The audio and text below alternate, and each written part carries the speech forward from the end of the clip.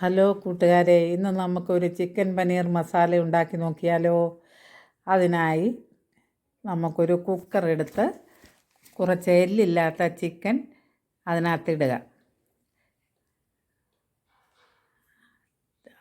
അതിനുശേഷം കുറച്ച് വെള്ളം അതിനകത്ത് ഒഴിക്കുക. എന്നിട്ട് സ്വല്പം ഉപ്പിടുക, സ്വല്പം മഞ്ഞൾപ്പൊടി ഇട്ട് നന്നായി ഒന്ന് ഇളക്കുക. എന്നിട്ട് കുക്കറിന് 3 വിസിലാവുന്നിടം വരെ അത് വേവിക്കുക. 3 വിസിൽ വരട്ടെ. എന്നിട്ട് നമ്മളൊരു ചീനിച്ചട്ടി എടുത്ത്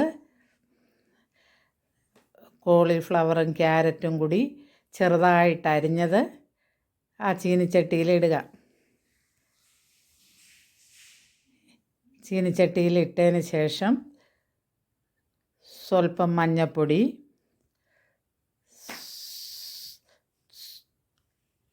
സ്വല്പം ഉപ്പ്,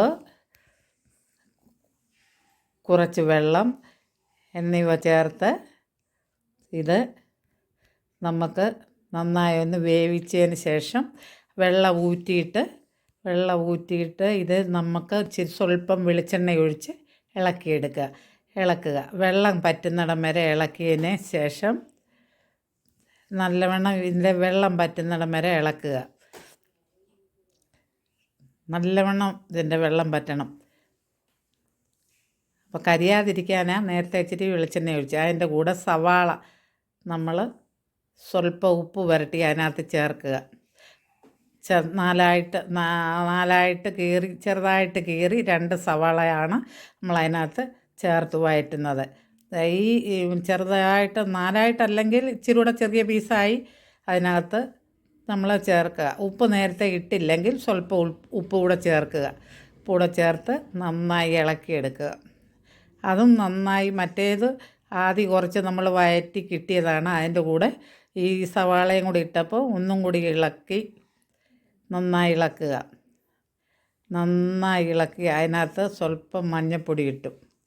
സ്വല്പം മഞ്ഞൾപ്പൊടി ഇട്ട് വീണ്ടും നമ്മൾ ഇളക്കിക്കൊണ്ടിരിക്കുകയാണ്. അത് വഴണ്ട് വരുന്നതേ ഉള്ളൂ. സ്വല്പം താമസമാണ്, എന്നാലും നമ്മൾ അത് ഇളക്കിക്കൊണ്ടിരിക്കണം. അടിയിൽ കരി പിടിക്കുകയോ ചവിട്ടി പിടിക്കുകയോ ഒന്നും ചെയ്യാതെ ഇളക്കിക്കൊണ്ടിരിക്കണം. നല്ലവണ്ണം ഇളക്കി വഴണ്ട് വരുന്നതേ ഉള്ളൂ. നന്നായി ഇളക്കിയതിനകത്തോട്ട് നമുക്ക് കുറച്ച് ഗ്രീൻ പീസ്, പനീർ എന്നിവ ചേർത്ത് വീണ്ടും അത് ഇളക്കി നല്ല രീതിയിൽ അതിൻ്റെ കൂടെ 3-4 പച്ചമുളകും കൂടി ഇട്ട് ഇളക്കണം. പച്ചമുളക് കൂടെ ഇട്ട് അപ്പോൾ ഇത് ഇത്രയും സാധനം നമ്മൾ ഇപ്പോൾ ഓരോന്നായിട്ടിട്ടാണ് നമ്മൾ ഇളക്കുന്നത്. ആദ്യം കോളിഫ്ലവറും ക്യാരറ്റും ഇളക്കി, പിന്നെ നമ്മൾ സവാള ഇളക്കി, പിന്നെ പനീറും ഗ്രീൻ പീസും പച്ചമുളകും കൂടി ഇട്ട് ഇളക്കി. നമുക്ക് അപ്പം വേണമെങ്കിൽ സ്വല്പം ഉപ്പൂടെ നോക്കിയിട്ട് കഷ്ണം എടുത്ത് നോക്കിയിട്ട് ഉപ്പൂടെ ചേർക്കാം. എന്നിട്ട് അതിനകത്ത് കുറേ ഇഞ്ചി വെളുത്തുള്ളി പേസ്റ്റ് അല്ല ചതച്ചാലും മതി, പേസ്റ്റ് ചേർക്കുന്നതിനും കുഴപ്പമില്ല. നന്നായി ഇളക്കിയെടുക്കണം. നന്നായിട്ട് അതിൻ്റെ കൂടെ നല്ലവണ്ണം യോജിപ്പിക്കുക. അപ്പം കണ്ടോ, നല്ലവണ്ണം അത് വഴണ്ട് വരുന്നുണ്ട്.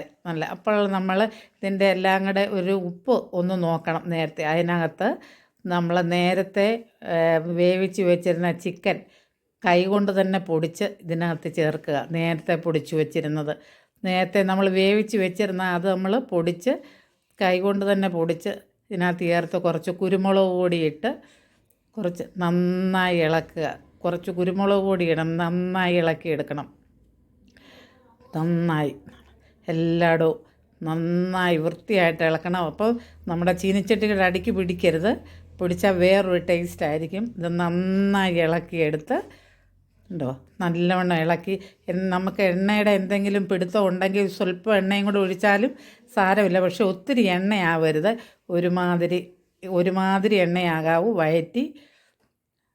നന്നായി വഴറ്റിയെടുത്ത് നമുക്ക് ഇനി സെർവ് ചെയ്യാം.